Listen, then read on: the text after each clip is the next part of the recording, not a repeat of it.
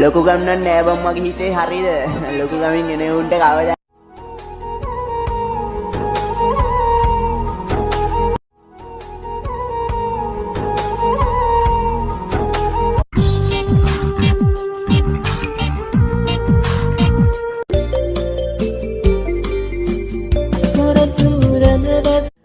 කාටද කියන්නේ මට හුඟක් පාළුයි කියලා. මට අදටත් හිතාගන්න බැරි එකම එක ප්‍රශ්නයක් තියෙනවා. එයාට වෙන කෙනෙක් හම්බ වුණා. අද මං තනි වුණා. දැන් මං තනියම අමාරුවෙන් හරි මම මගේ ජීවිතේ හදාගන්න.